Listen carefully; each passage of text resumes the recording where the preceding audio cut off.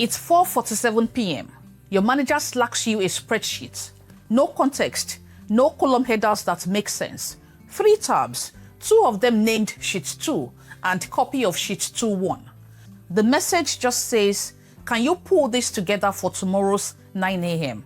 Sorry for the late notice. This happens to almost everyone who works in Excel. Junior, senior, doesn't matter. You inherit someone else's mess and you're expected to make sense of it fast. Most people's instinct is to start clicking, scroll through, squint at formulas, try a few things, hope it clicks. There's a faster way, and it's not learn more formulas. It's a different process, and AI plays a specific narrow role in it. Not doing the thinking for you, speeding up the parts that used to waste your time. I'm going to walk through the exact process on a real messy workbook right now. 5 steps, every one of them usable today, whether you are new to Excel or you've been using it for years. Let's get into it. Before touching a single cell, look at what exists. Sheet names first, nothing else. Let's give AI the first prompt. Here are my worksheet tab names. Sheet 2, copy of Sheet 2.1. Notes. Based on this alone, what does this look like? And what would you guess went wrong here? You click enter. Watch what a tab name alone can tell you. Copy of Sheet 1 is basically a confession. Someone pasted this in a hurry. Now, I had one more layer, the column headers, and ask again. Let me quickly read out the second prompt. Here are the column headers on the main data tabs. Order ID, customer name, order date, product, quantity, unit price, region, status. Given the tab names and these headers together, what's the most likely thing that's broken or messy, and what would you check first? Notice the answer gets sharper with every layer of information you give. You're not asking AI to fix anything yet. You're using it to shortcut the get-oriented phase that used to take you 15 minutes of clicking around. This one alone will save you more time than any formula on this list. Step 2. Let AI clean the mess. Messy data, that is inconsistent capitalization, trailing spaces, mixed date format, duplicate-looking rows, is the single biggest time sink in Excel work. This sheet is only 21 rows, so instead of hunting for problems one by one, I paste the entire tab in and ask AI to fix it directly. Here's my full dataset. Clean it up, standardize the date, fix inconsistent capitalization and spacing in names, standardize the status column, and flag any duplicate rows. Show me what you changed. Then I'll have my data set pasted below. Look at that. Date standardized, names cleaned, duplicate flagged in one shot. That would have been 10 minutes of manual find and replace. One honest caveat. This works cleanly because it's 25 rows and fits in one message. If your sheet has thousands of rows, you can't paste the whole thing in. Instead, paste a sample, get AI to show you the cleaning logic, then apply that pattern at scale in Excel with Flash Fill, Find and Replace, or Power Query. Same thinking, different tool doing the heavy lifting. You even have a change log sheet to let you know what was done. Either way, you don't just trust the output blindly. Skim what's changed against the original before you move on. That's still your job. Step 3. One formula, not 10. Now, once the data is usable, most people default to whatever formula they already know, even if it's the wrong tool. This is where AI earns its keep as a formula advisor, not a formula generator you blindly paste in. I'm going to have the next prompt pasted in. I need to calculate total revenue, that is quantity times unit price, for each product, but only counting rows where status is complete. Exclude pending and cancelled. My columns on the tabs are order ID in column A, customer name in B, order date in column C, product in column D, quantity in E, unit price in F, region in G, status in H, with data in rows 2 to 21. What's the simplest formula that gets me there, and why is it better than the alternatives? The why matters.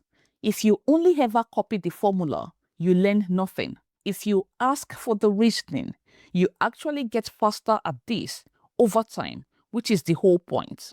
Let's see what we get with this. Look at that. The simplest approach is sum product, since you're multiplying two columns together with a condition. Put this next to a list of unique product names. One formula per product row. Changing D2. Now it's told you why not to use sum ifs. Sum ifs is built to sum one range based on conditions. It can't multiply two columns, that is quantity and unit price, on the fly. To use sum ifs, you'd need a helper column that pre-calculates quantity times unit price for every row. That works, but it's an extra column to maintain, and if quantity or unit price ever changes, you're relying on the helper column staying in sync. It went further to tell you why the recommended formula is better. And then it gave a warning. This only works cleanly if status values are consistently spelled complete. If there's any chance of stray casing or spaces creeping back in, wrap it with these two functions for safety. So this is my cleaned data. This has already been cleaned up for me by AI. This was the one that was generated with the issues flagged. And this was the original dataset. Now let's work on the cleaned one. I'm going to go back to AI to grab the formula that was suggested or recommended. Sum product. For safety, I'm going to go with this one because it's been wrapped in the trim and the upper function to take care of any chance of stray casing or spacing creeping back in. So let's grab that and have it pasted against the row we want a calculation for. Let's have that entered, and we have it dragged to the bottom for the rest of the rows. This is the exact result that we are expecting to get. The total revenue for all the rows with the status column. And for where we have the status set as pending or cancelled, it gives the result 0. Let's give that row a heading. Total revenue, complete status. Have that wrapped. So we have a good space there. And let's have that formatted as the other row.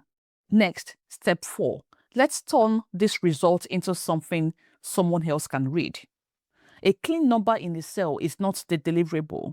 Your manager, your CEO, whoever's reading this at 9 a.m., they need the story the number tells. So let's give AI this prompt. Here's what I found. Monitor harm generated $269. Let's go to the report. Yeah, that's the total revenue for Monitor harm. So Monitor harm generated $269 in completed revenue, the highest of any product, about 39% of total completed revenue of $685. Keyboard had $199 in cancelled orders versus only $79 in completed revenue for that same product. More was cancelled than actually sold. USB-C cable and laptop stand were the next highest completed revenue products at $153 and $135. Write 3 bullet points a busy executive could read in 10 seconds that explain what this means and why it matters.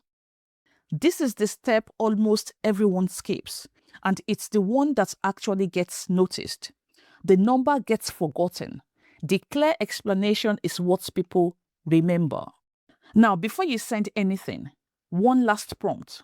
Before I sent this, what would an experienced analyst double check about a revenue by product breakdown like this? That is where I've grouped by product and filtered to status equals complete. What's the most common mistake people make with this type of calculation? This is your sanity check. It catches the things you were too close to the problem to see yourself, and it takes 15 seconds. Does the total reconcile two different ways? Are complete values actually clean, or does the filter miss variance? Duplicate, already resolved here, but worth rechecking after any refresh. 4. Does revenue mean the same thing everywhere? 5. Percent of total should be recalculated from the same filtered base, not a different one. And lastly, small n distortion. Notice what just happened. We didn't use AI to replace the thinking. We used it to speed up 5 specific moments: getting oriented, cleaning the data, choosing the right tool, communicating the results, and catching mistakes. That's the actual skill now. Knowing where to bring in help and where your own judgment still has to do the work. This is the exact process I use as a business analyst before I touch a formula. Try this process on the next messy spreadsheet that lands in your inbox. And tell me in the comments what step made the biggest difference for you. If this was useful, subscribe. I break down one real Excel AI workflow like this every week.